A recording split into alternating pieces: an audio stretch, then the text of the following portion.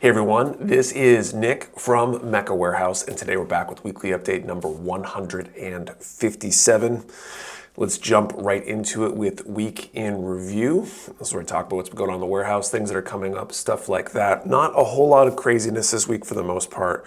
My first full-ish week, closer to a full week in, ended up staying home Tuesday, had some stuff going on I had to take care of on Tuesday. But in the rest of the week, which is good, starting to feel like I'm gradually catching up on everything, which is a good feeling for me personally. Just there's a lot of things that have been getting pushed off the last few weeks. Not being able to be here and being tied up with the baby and all that kind of stuff. One of those things has been trying to get the warehouse organization kind of caught back up.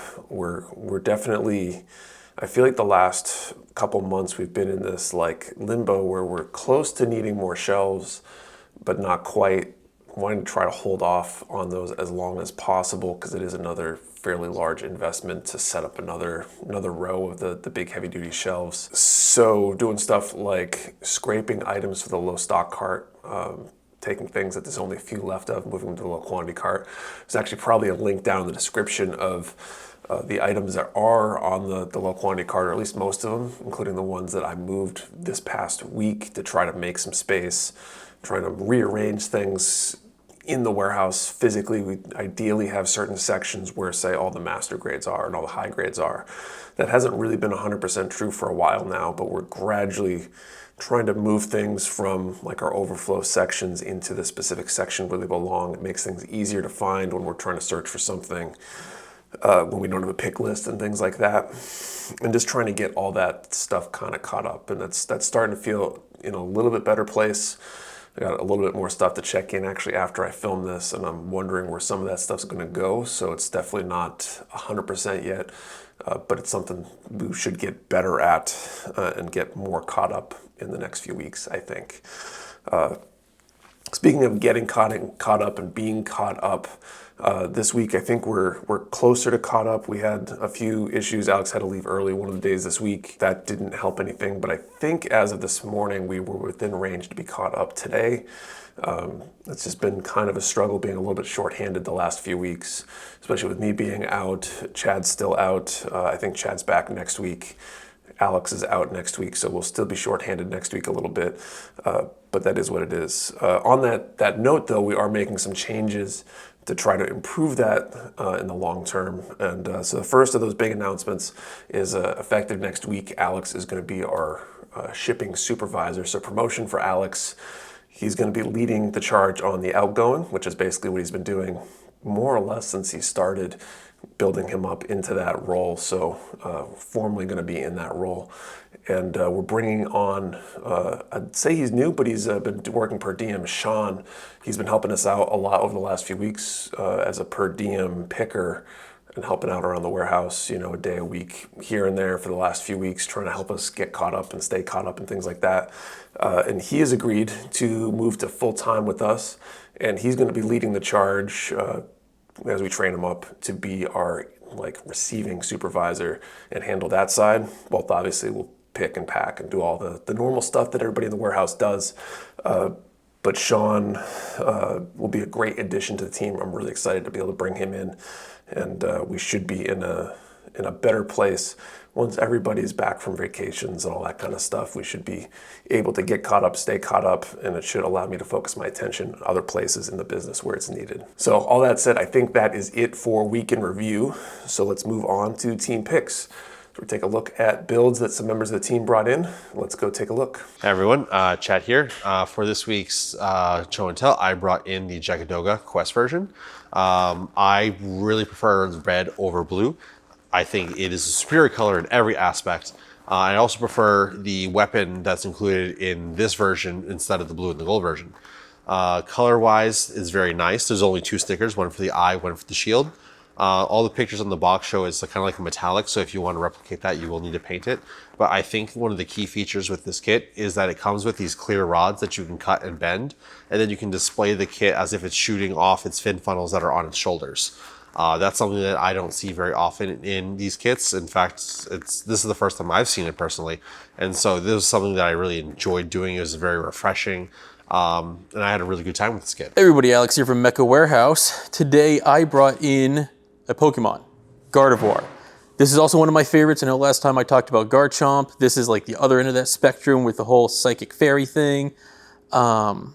Really great. It came with 2 different sets of arms, one posed like this, one outright, or you could pose into like a battle stance. Just looks great on the shelf. The stands up really well because the dress aspect of it is basically the stand, but it does have the little legs on the inside so you can still see those. And yeah, it just looks great. All right, so that's it for Team Picks. Let's move on to Q&A. So this is where I answer questions from you, the viewers. If you have a question you want answered, do me a favor, post it down in the comments below. I'll do my best to answer it next time. First up, Plastic Germs. Besides wanting Bandai to make all the mobile suit designs into Gunpla, what other ideas would you like to see Bandai do with Gunpla or Plamo? I don't feel like there's a lot that I have. I feel like design-wise, I would love to see improvements to the way they do and place gates still. Undergating can be nice on kits. I feel like oftentimes it can end up in a place that's a really huge pain in the butt to remove the nub and get everything nice and clean. So having a better location for nubs in certain parts at least, I feel like that's an ongoing design improvement process. And I would love to see attention put there because that's like the biggest pain point on a kit for me. The other one is, especially with things like the Gundam Metaverse, some of the games that have been out, I would love to see them make an effort to make kits available where the sections of the kit were modularized into small runners that would allow you to say, design a kit, design a mobile suit in a game and be able to essentially hit a purchase button and receive the components you need to build that as a kit physically. There's a lot of reasons I don't think they can actually do that, or why it's not cost effective, or why they probably won't do that. But I think that would be super interesting to see, and I think that would be a nice feature. But great question. And then fun question, do you prefer living in the city, suburbs, or small town? Definitely prefer the small town, maybe suburbs, depending on where it's a suburb of. I'm definitely not a fan of city living. I think the only city I've ever been in that I felt remotely comfortable was probably Tokyo when I was in Japan. It's just a different kind of environment over there, and I just don't really like the chaos of the city, I guess.